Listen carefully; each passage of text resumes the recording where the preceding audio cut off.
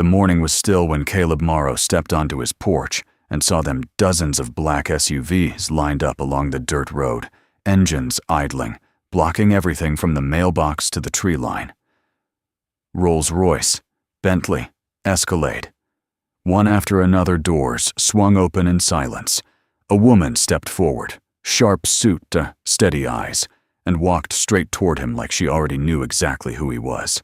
She stopped 2 feet away and said without greeting, without hesitation, "Last night, you let me into your house." Caleb stared at her. He had no idea who she was. Caleb didn't move. He stood on the porch in his work boots and a faded gray shirt, a coffee mug still in his hand, and looked at the woman in front of him the way a man looks at something that doesn't belong. Not with anger, but with the quiet recognition that the morning had already gone wrong. Behind him, the screen door creaked. Ruth stepped out, wiping her hands on a dish towel, and took one look at the road before planting herself 2 steps back and to the left, close enough to hear everything. The woman didn't introduce herself right away. She looked at Caleb the way people look at someone they've been searching for long enough that finding them feels almost anticlimactic. Her suit was dark navy, her hair pulled back, and she had the kind of stillness that doesn't come from calm. It comes from control. One of the black SUVs idled at the front of the line. A man in a gray jacket stood near the hood watching. "You don't remember me," she said. It wasn't a question. Caleb looked at her face. "Nothing." "Should I?" "Last night," she said. "Around 11. It was raining. My car went off the road about a mile east of here. I walked. You opened the door."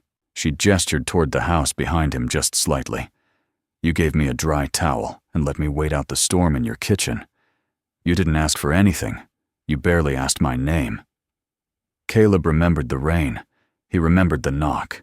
A woman soaking wet, standing in the dark. He'd assumed she was a stranded driver, offered her the kitchen, made a second pot of coffee, and gone back to bed when the rain stopped, and she said she had a ride coming. He hadn't thought much about it. That was just the kind of thing you did out here. "I remember," he said. "I didn't know who you were." "I know," she said. "I didn't tell you." She reached into the inner pocket of her jacket and produced a business card, but she didn't hand it to him. She held it between 2 fingers and let him read it where he stood. Nora Ashby, Chief Executive Officer, Ashby Capital Group. "I wasn't there by accident. I was in the area because someone told me you lived nearby. I was trying to figure out how to approach you. Then the rain made that decision for me." Ruth's eyes moved from the card to the convoy and back to the woman. She said nothing, but the dish towel went still in her hands. Caleb set his coffee mug down on the porch railing. "What do you want?" Nora Ashby looked at him directly. "My father has a brain tumor. It's positioned in a part of the brain that most surgeons won't touch. He's been evaluated by 11 specialists across 4 states. Every single one of them said the same thing, that operating would likely kill him faster than the tumor will." She didn't rush the words. She said them the way someone says, something they've repeated so many times, it has stopped feeling real. "One of those specialists, a man at Johns Hopkins, told me there was one person who might see it differently. He said the surgeon who had the best chance of reading that case correctly wasn't practicing anymore. He said the man's name was Caleb Morrow, and that the last known address he could find was somewhere in this county." The name landed in the air between them. Caleb didn't flinch, but something behind his eyes shifted just slightly, just enough for Ruth to notice, because she took one quiet step forward. "I'm an electrician," Caleb said. "I know what you do now," Nora said. "I also know what you did before." She held his gaze without apology. "You were one of the most precise neurosurgeons in the country. You trained at Vanderbilt. You completed over 300 procedures with outcomes that other surgeons still reference. Then 6 years ago you left. No forwarding address, no public statement, no license renewal." She let that sit for a moment before continuing. "I'm not here to judge why you left. I'm here because my father is running out of time, and you might be the only person who can help him." The morning had gone very quiet. Even the SUVs seemed to stop idling. Caleb looked out past her, past the convoy, at the flat line of fields beyond the road, the same fields he'd looked at every morning for 6 years. Nothing dramatic about them. Nothing that asked anything of him. "You drove a convoy of luxury vehicles to my dirt road," he said, "to ask a favor." "I drove whatever it took to get here," Nora said. There was no embarrassment in it, just fact. "I don't have time to be subtle." Ruth spoke for the first time. Her voice was even unhurried, the voice of a woman who had learned a long time ago that the best way to say something important was to say it plainly. "Who referred you to my son?" "You said someone at Johns Hopkins." "Dr. Alan Greer," Nora said. "He worked with Caleb during his residency." Ruth nodded slowly, like she was filing the name somewhere. She didn't say anything else. Caleb picked up his coffee mug. It had gone cold. He looked at Nora Ashby, the steadiness in her posture, the way she hadn't moved even a single step since she'd stopped in front of him, and understood that she was not going to leave easily. Not because she was aggressive or entitled, but because she had run out of other options. That was a different thing entirely. That was someone standing at the end of a road. "How long does he have?" Caleb asked. "Without surgery, the doctors estimate between 6 and 10 weeks. The tumor is growing faster than projected." She didn't add anything to soften it. "With a successful surgery, full recovery is possible. Without it, the outcome is certain." Caleb set the mug back down. He looked at the convoy again. 14 vehicles, maybe more, all of them lined up along a road that never saw more than 2 cars an hour. His nearest neighbor was a retired postal worker named Frank, who grew tomatoes and waved from his porch every morning. None of this belonged here, and yet here it was, parked in his front yard like a problem that had decided to find him. "I don't have a license," he said. "It expired. I didn't renew it." "That can be addressed," Nora said. "I haven't been in an OR in 6 years." "I know." "Then you understand why this conversation is unusual." Nora Ashby looked at him without blinking. "Mr. Morrow," she said, "I've spent 4 months trying to find you. I spent last night sitting in your kitchen while it rained, trying to figure out how to say this without making you close the door. I am asking you to look at his file. That's all. Just look at it." She finally extended the business card toward him, and this time she was offering it. "If you tell me after that there's nothing you can do, I'll take my convoy and leave, and I won't come back." Caleb didn't take the card immediately. He looked at Ruth. Ruth was looking at the fields, her hands quiet at her sides now. She didn't look at him, didn't nod, didn't say a word. She didn't have to. He reached out and took the card. "I'm not promising anything," he said. "I'm not asking you to," Nora said. The convoy didn't leave. 3 of the SUVs pulled off to the side of the road, and the rest backed up to give the dirt path some room, but they stayed. Nora Ashby made no attempt to pretend otherwise. She was not the kind of person who issued ultimatums and then drove away. She was the kind who parked and waited, because waiting was still a form of pressure, and she understood that perfectly well. Caleb went inside. He set the business card on the kitchen counter next to the coffee maker and stood there for a long moment, looking at nothing in particular. Ruth came in behind him, filled her own mug without speaking, and sat down at the table. The silence between them was not uncomfortable. It was the kind that had been worn smooth over years of living in the same house, with very little that needed to be said out loud. It was Nora's associate who came to the door an hour later, a man named Marcus Webb, tall, efficient, carrying a leather portfolio. He introduced himself as Nora's chief of staff and explained with practiced neutrality that he had brought a preliminary copy of Gerald Ashby's medical file. Not to pressure Caleb, only so that he had access to the information if he chose to look at it. He set the portfolio on the porch railing and left without waiting to be thanked. Caleb left it there for another hour. When he finally brought it inside, he didn't open it. He put it on the kitchen table and looked at it from across the room, leaning against the counter, with his arms crossed, as if proximity was something he had to negotiate with himself before he could allow it. Ruth watched him do this. She didn't say anything. It was the next morning before Nora came back to the door herself. She stood on the porch and said what she hadn't said the day before, the full version, the one with the number attached. She told Caleb that her legal team had already begun the process of reinstating his surgical license on a provisional basis, that the hospital in Nashville had agreed to provide full facility access, and that she was prepared to offer him a fee of $500,000 for a single consultation, and if he agreed to operate an additional amount, that would make the number irrelevant by comparison. Caleb listened to all of it from the doorway without interrupting. When she finished, he said, "My wife died on my table." Nora went still. 6 years ago, he said. She came in with a cerebral aneurysm. I was the surgeon on call. I knew her anatomy better than anyone. I'd looked at her scans 100 times because she'd had a history of migraines, and I'd been monitoring her for years, just to be careful. He wasn't telling the story with emotion. He was telling it the way a man recites a thing he has recited to himself so many times it has become a kind of structure, something load-bearing inside him. The procedure went wrong in the final stage. A vessel we hadn't identified on imaging. She didn't make it off the table. He looked at Nora directly. That's why I left. Not because I lost confidence in my technique, because I understood for the first time that being precise wasn't the same as being safe, and I decided I didn't have the right to make that call for someone else anymore.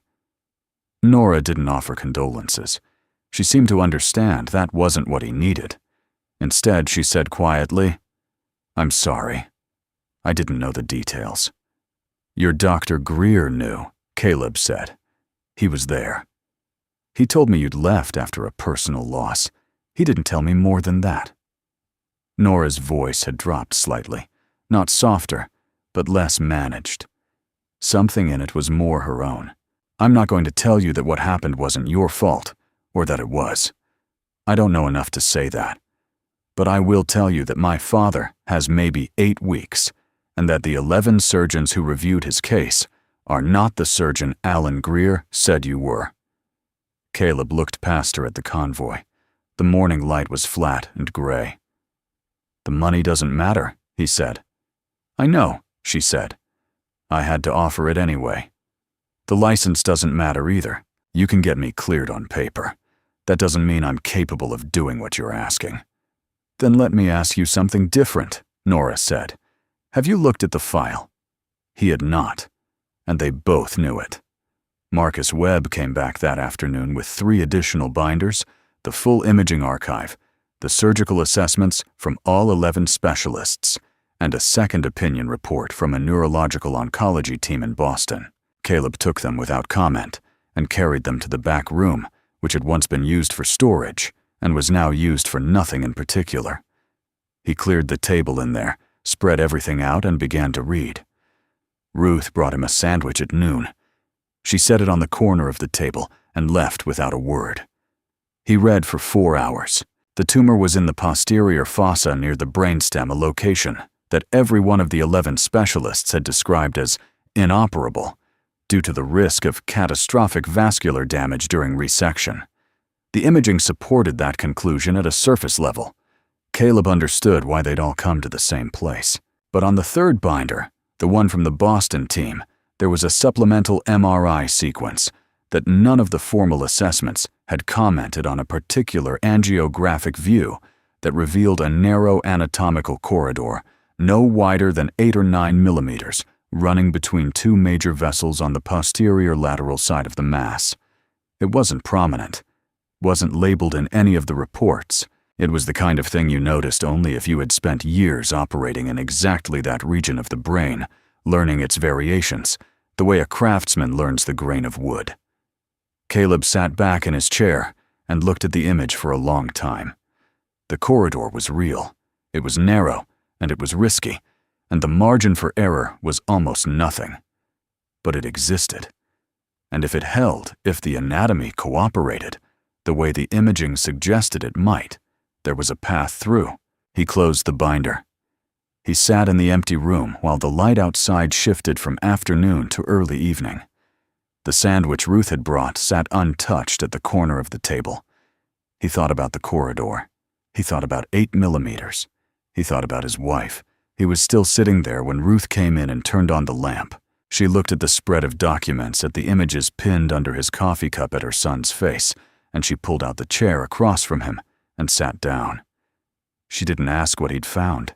She looked at him for a moment, then said, "If someone needs you, you can't turn your back." That was all. She said it the way she might say that the weather was turning, or that the truck needed an oil change, plainly without drama, as if it were simply a fact about the world that she had known for a long time and was only now finding the right moment to mention. Caleb didn't respond immediately. He looked at the lamp. He looked at the image still visible through the cover of the closed binder. The corridor 8mm wide between everything and nothing. "I might fail," he said. Ruth said, "You might. If I fail in there, it won't be quiet. It won't just be me. That family, she loses her father on top of everything else." Ruth folded her hands on the table.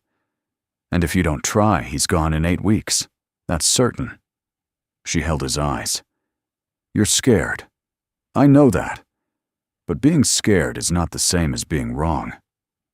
Caleb went to the door the next morning before Nora's team had even assembled. He found her standing by the lead vehicle holding a paper cup of coffee, and he walked up to her in the early gray light and said, "I found something in the imaging that your other surgeons missed. There's a viable approach, narrow, difficult, with almost no tolerance for error, but it's there."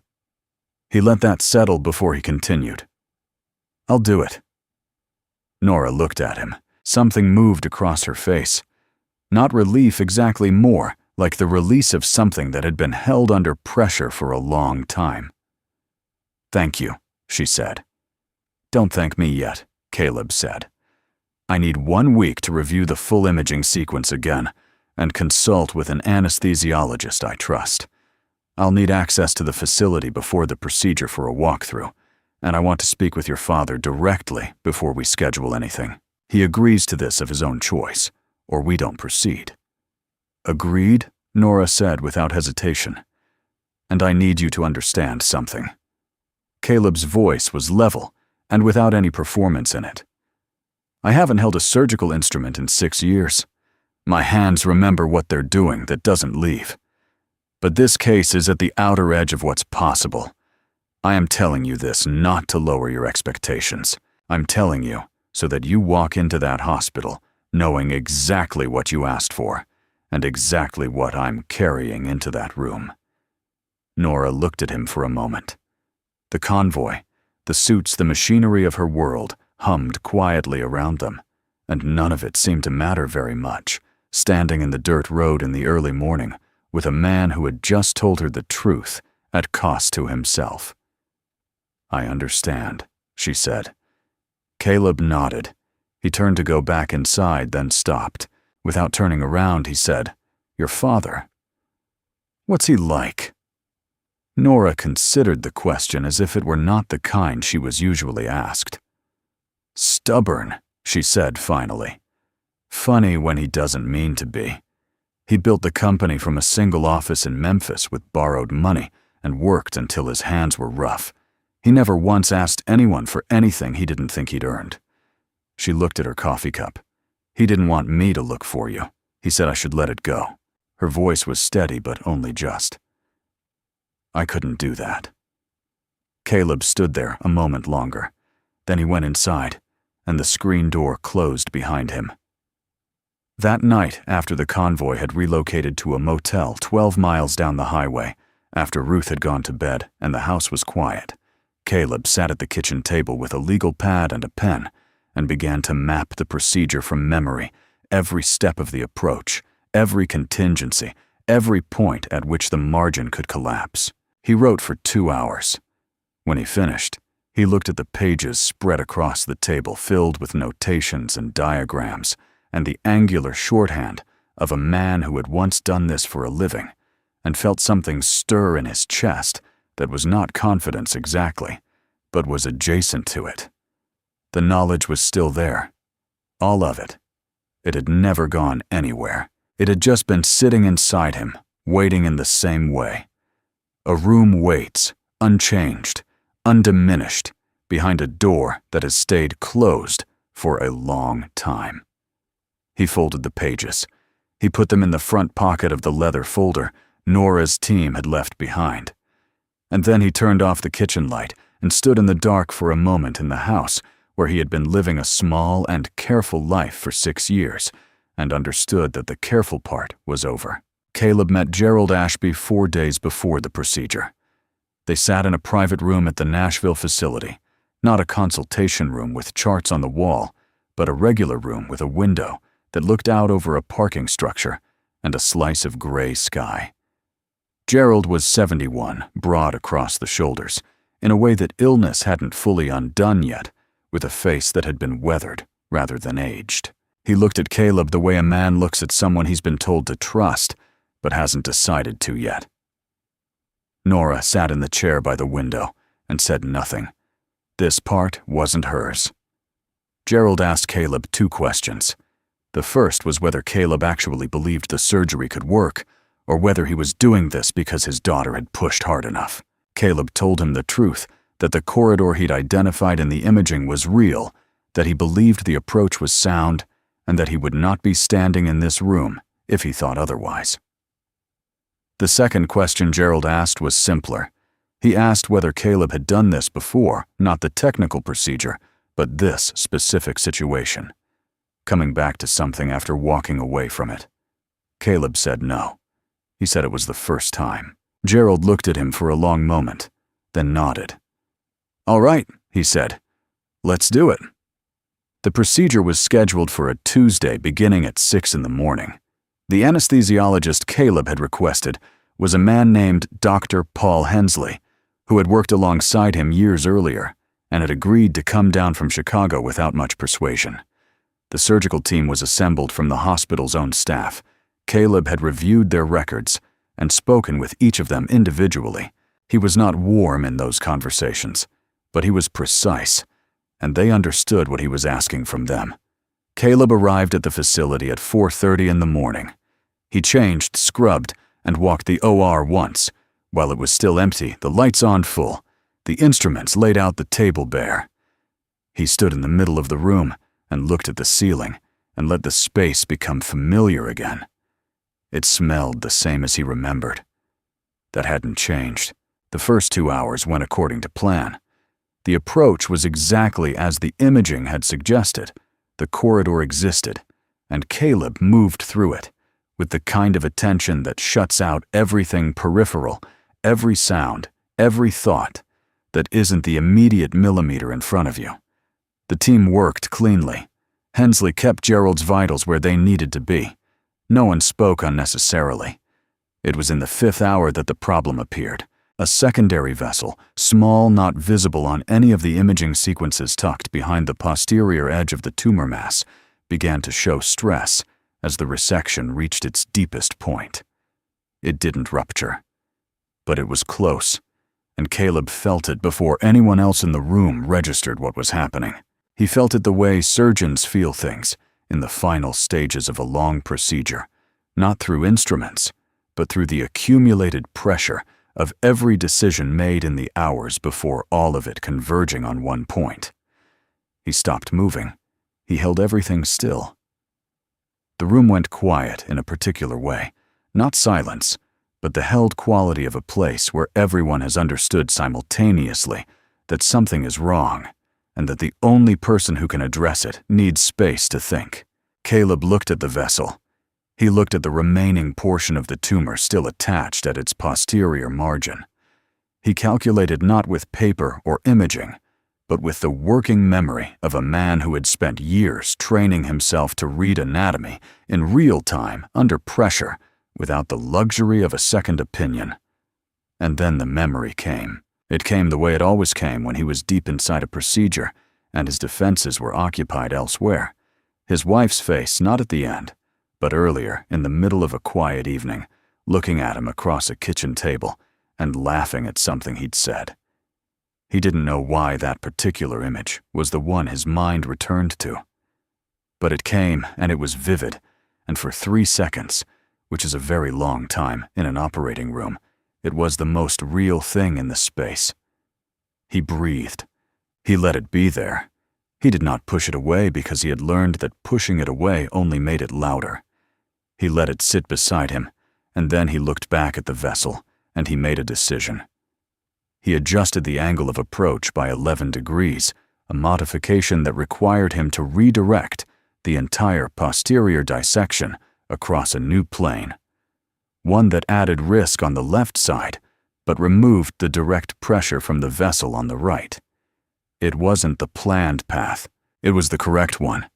He told Hensley what he was doing in 4 words. Hensley adjusted the support parameters without comment. Caleb worked for another 4 hours. The final stage of the resection took 40 minutes. The tumor came free in its entirety. Clean margins, no fragmentation, the vessel intact. When the last portion cleared the field, the room didn't erupt. There was no dramatic exhale, no one speaking out of turn.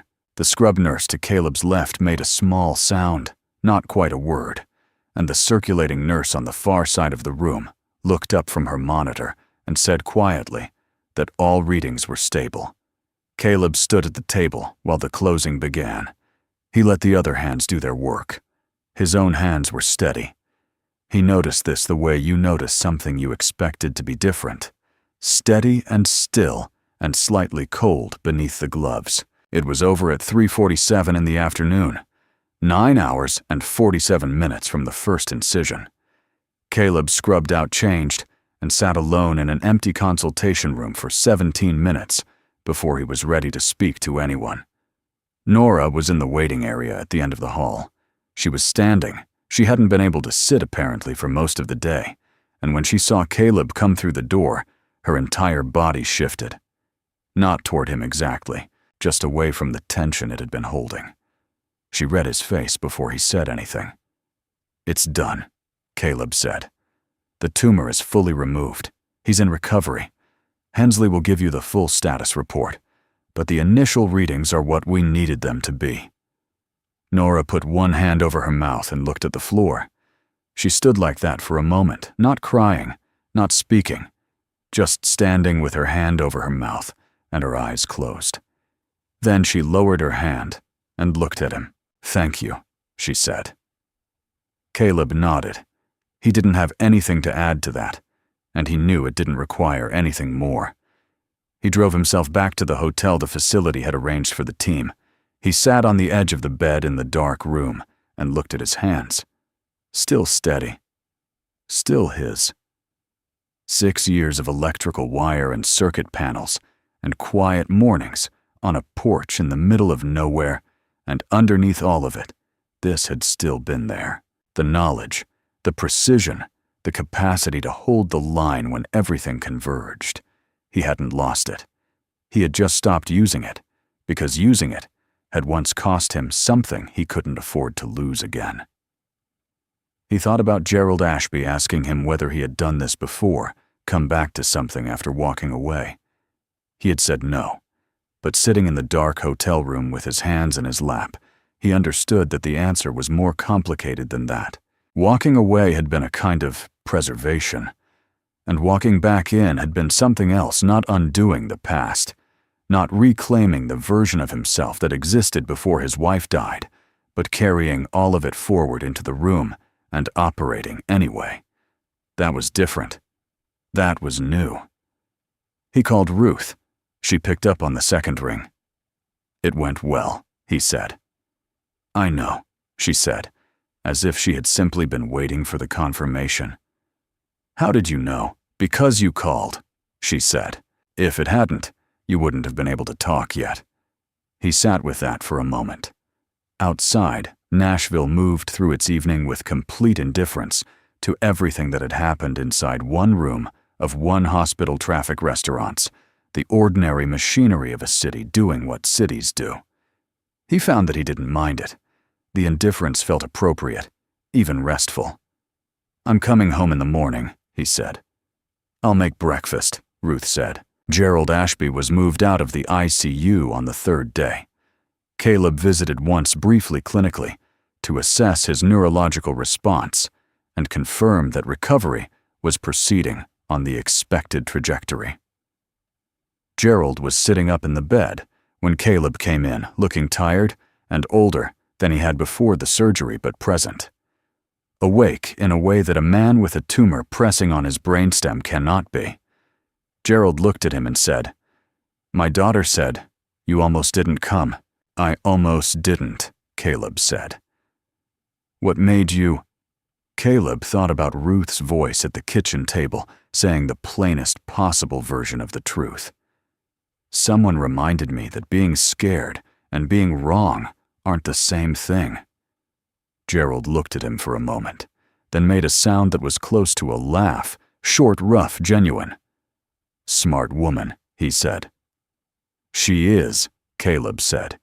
He discharged himself from further involvement the next morning. He left his contact information with Hensley for any follow-up consultations and signed the provisional documentation that Nora's legal team had prepared. Then he packed his bag, checked out of the hotel, and drove the 2 hours back to the county where the fields were flat, and the nearest neighbor waved from his porch every morning. Ruth was in the kitchen when he came in. The table was set. Coffee was made. She looked at him when he walked through the door, just looked the way she always did, taking inventory of whatever the world had done to him in his absence, and then she turned back to the stove and said, "Sit down." He sat down. He wrapped both hands around the coffee mug. Outside the window, the morning was clear and unhurried, and entirely itself, and he looked at it without the need to be anywhere else, and for the first time in 6 years, that felt true.